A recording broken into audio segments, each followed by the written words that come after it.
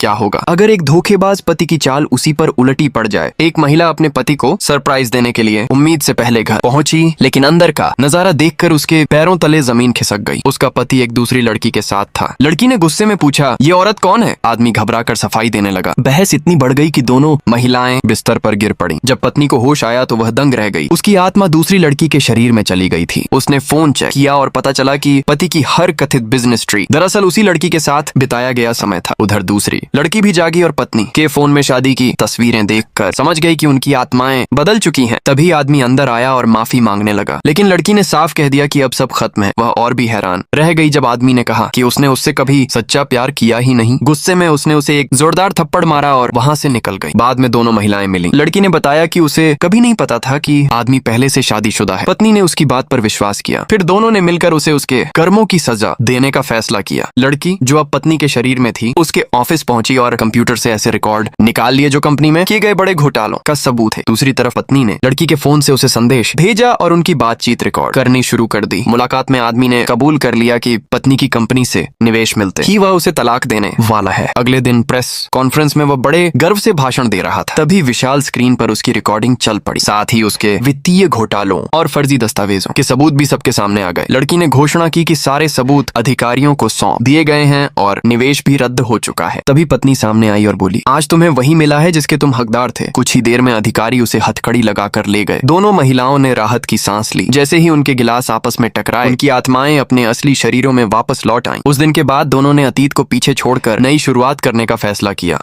Part 2 के लिए channel को सब्सक्राइब जरूर करें।